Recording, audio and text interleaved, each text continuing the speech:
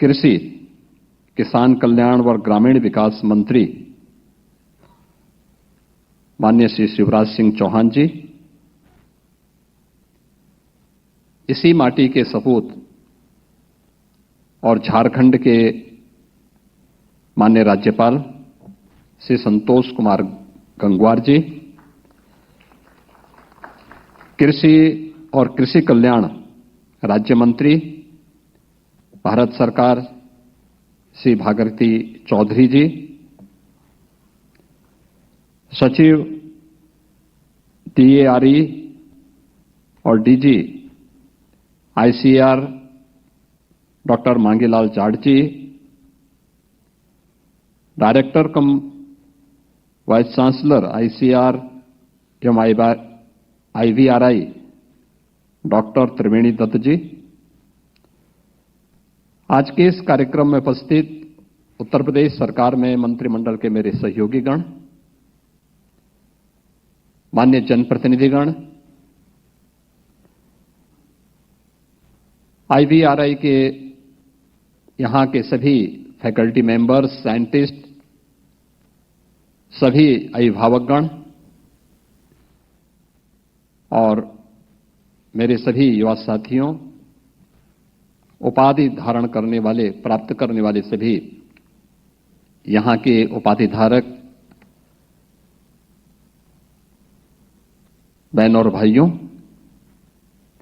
मैं सबसे पहले आदरणीय राष्ट्रपति जी का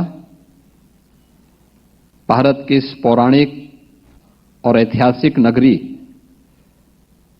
जिसे हम नाथ नगरी के रूप में मानते हैं, जानते हैं, आगमन पर उत्तर प्रदेश सरकार और उत्तर प्रदेश के नागरिकों की ओर से मैं हृदय से स्वागत करता हूं, उनका अभिनंदन करता हूं। महामहिम के संज्ञान में मैं इस बात को लाना चाहता हूं कि ये भारत की पौराणिक नगरी है और पांचाल देश के रूप में इसकी एक पहचान थी महाभारत कालखंड में।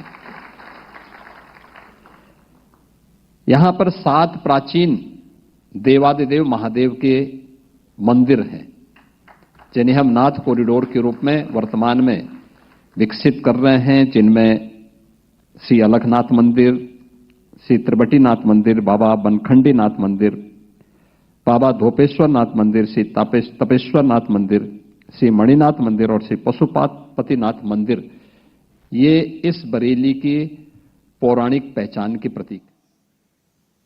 जहां इस नगर को एक नई पहचान देती है, वहीं आधुनिक भारत में 136 वर्ष पहले IVRI के संस्थान ने इस नगर को एक पहचान दी और स्वतंत्र भारत में ये सभी तो इसकी पहचान के कारक थे ही, लेकिन एक समय ऐसा भी था जब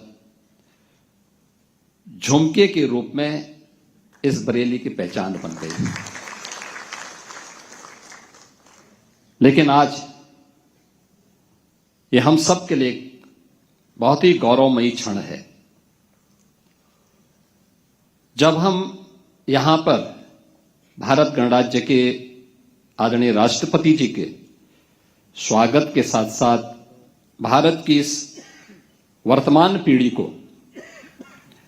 इस क्षेत्र में उनकी डिग्री अवार्ड करने के समारोह के साक्षी बन रहे हैं। यह अत्यंत महत्वपूर्ण क्षण है, क्योंकि जब हम लोग मंच पर आए थे तो यहां पे सभी लोग एकदम शांत बैठे हुए थे। तो पहले तो मैं समझ नहीं पाया कि इतनी शांति क्यों है।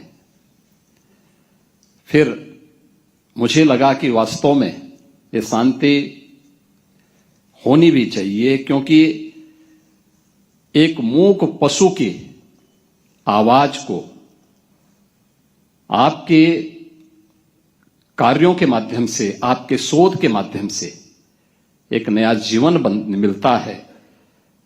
और मिलता ही नहीं है, IVRI की सेवाएं हम लोग उत्तर प्रदेश में केवल पशुधन के क्षेत्र में नहीं लेते, हर प्रकार के जीव जंतुओं को एक नया जीवन देने में IBRI की बहुत सराहनीय सेवा यहां पर हम लोगों को प्राप्त होती है और ये हमारा गौरव है कि बरेली के माध्यम से उत्तर प्रदेश और उत्तर भारत इन सेवाओं से लगातार लाभान्वित होता है। मैंने इन सेवाओं को बहुत नजदीक से देखा था वैश्विक महामारी के दौरान, जब कोविड-19 के खतरे सामने आए थे, तो उस समय एक चैलेंज था, क्योंकि कोविड-19 के प्रारंभिक समय में जांच एक चुनौती थी। IBRI आगे आया और एक नोडल केंद्र के रूप में इसने कोविड-19 की जांच में उत्तर प्रदेश सरकार को अपना सहयोग दिया। यानी केवल पशु पक्षियों के लिए ही नहीं, मनुष्यों के जीवन को बचाने के लिए, कोविड-19 की जांच के लिए, और 2 लाख से अधिक जांच करने में एक बड़ी भूमिका का निर्वहन उस समय किया। और एक और परीक्षा का दौर हमारे सामने तब आया था जब मैं देख रहा था lumpy skin disease first phase में जैसे तैसे बीमारी से मुक्ति मिल पाई थी, लेकिन सेकंड वेव जब आया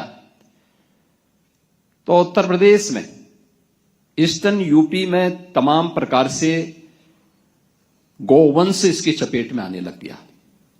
हम लोग चिंतित थे।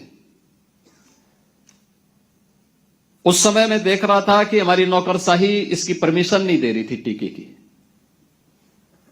और संजोग यह था कि गोरखपुर में हमारे मठ की गौशाला के भी कुछ गोवंश इसकी चपेट में आ गए। तो मैं स्वयं वहां गया, IBRI के वैज्ञानिकों को हम लोगों ने वहां बुलवाया।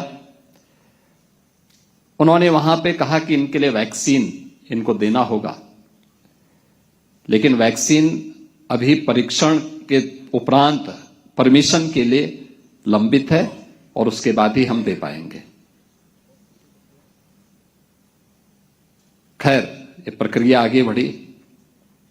मुझे थोड़ी हिचक थी कि कैसे होगा, क्योंकि गौवंश बड़े पैमाने पर इसकी चपेट में आ रहे थे। खैर, उस समय के मंत्री माननीय पुरुषोत्तम रुपाला जी से मैंने टेलीफोन से भी बातचीत की और उनका एक सकारात्मक सहयोग प्राप्त हुआ। IBRI ने अपनी वैक्सीन वहां पर लगाई और मैं, यानी ऐसे चमत्कारिक परिणाम हमें देखने को मिले। Lumpy skin disease vaccine Uttar Pradesh ने, जो वैक्सीन इस संस्थान ने विकसित की, उसको उत्तर प्रदेश में हम लोगों ने परीक्षण करके लगवाया और लंपी स्किन डिजीज पूरी तरह समाप्त हो गई। मैं यहां की इन सभी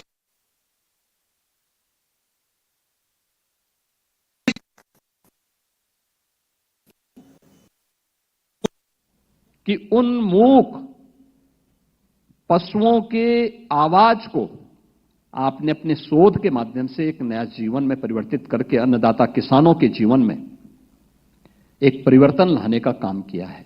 उन्नत नस्ल के पशुधन दे करके, उन्नत नस्ल के उनके द्वारा इस क्षेत्र में किए जाने वाले उस सभी प्रयासों में आप सहभागी बने हैं और 136 वर्ष के साधना इस परिसर में हम सबको देखने को मिल रही है।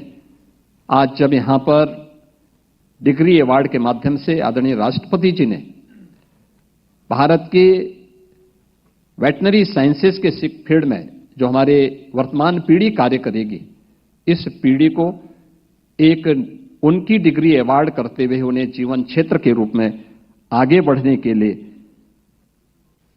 एक नई प्रेरणा दी है। और यह प्रेरणा हम सब के लिए एक नया अवसर होगा।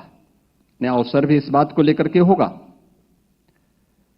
क्योंकि याद रखना, पहचान तो हमारी तभी होती है जब संकट आता है, कोई चुनौती हमारे सामने होती है।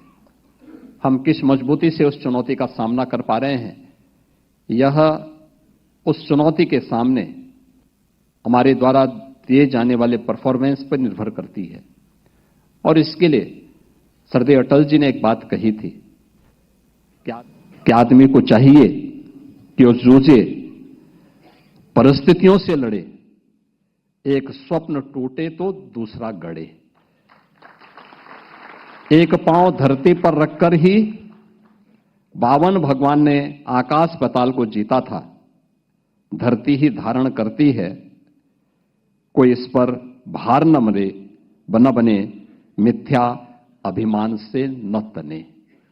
और मुझे लगता है यह अवसर आप सभी डिग्री धारण करने वाले और यहां पे जिन्हें डिग्री अवार्ड हुई है, उन सभी छात्र छात्राओं के लिए उनके जीवन का एक महत्वपूर्ण पल है।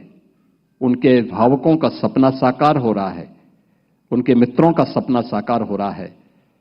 इन शिक्षकों की जीवन की साधना आपके रूप में समाज को वापस प्राप्त हो रही है। समाज की सेवा के लिए आप सब अर्पित किए जा रहे हैं।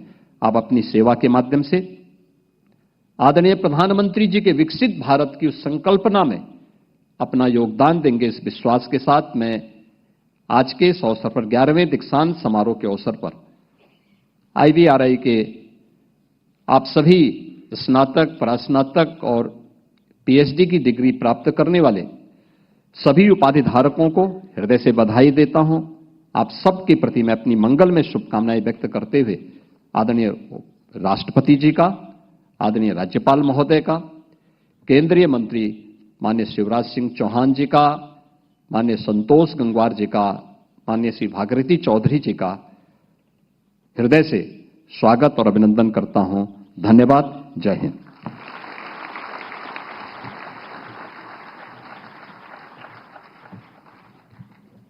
धन्यवाद sir. May I now invite the Honorable Governor of Uttar Pradesh, Shrimati Anandiben Patel ji, to kindly address the convocation gathering, please.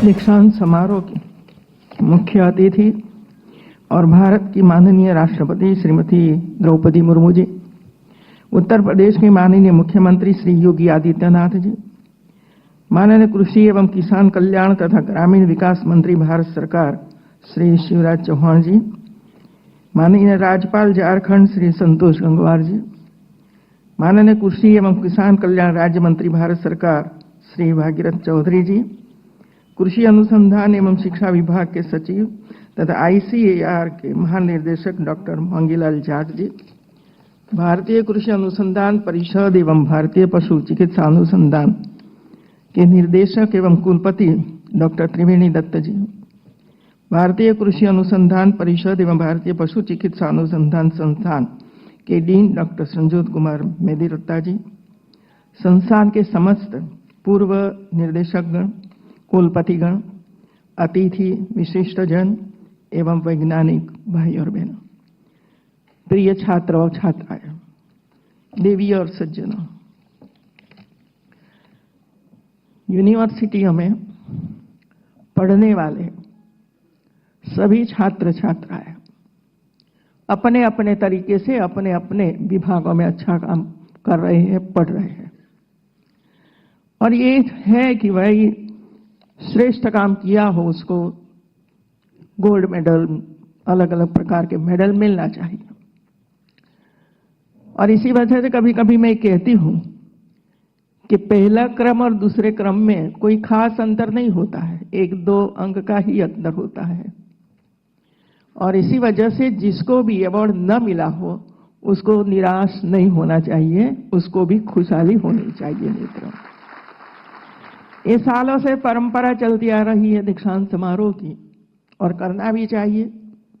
शुभकामनाएं, प्रेरणा, मार्गदर्शन और आगे आने वाले समय में हमें क्या करना चाहिए, ये पूरा मार्गदर्शन ऐसे समय में हम सब लोगों को, ऐसे वरिष्ठ लोगों से मिलता है। और यही काम हमारा सबका है मित्रों। मैं आज इतना ही बताऊंगी कि उत्तर प्रदेश की जो यूनिवर्सिटियां हैं, जब मैं राज्यपाल का एक दायित्व निभा रही थी और इधर आई, तब मैं माननीय प्रधानमंत्री जी को मिलने के लिए गई। कि मैं क्या करना चाहिए, क्योंकि एक और एक कहा जाता है कि भाई वो तो पोस्ट ऐसी है कि आप कुछ नहीं कर सकते हो। और मैं तो गुजरात में 30 साल काम करके आई। तो प्रधानमंत्री जी ने अपनी चिंता व्यक्त की, और ये चिंता ये थी कि देखिए, भारत भर में हमारी कोई यूनिवर्सिटी 1000 में भी नहीं है, 500 में भी नहीं है। हमें सब प्रयास करके हमारी जितनी जिस प्रकार की यूनिवर्सिटियां है, इसमें मेहनत करके, बैठकर, सोचकर, मार्गदर्शन कर वहां क्वालिटी एजुकेशन हो, रिसर्च हो, और जो खुटती कड़ियां है वो करना है। और दूसरा, नेशनल एजुकेशन। यहाँ रुकेंगे एक ब्रेक के लिए, खबरें ब्रेक के बाद भी जारी हैं।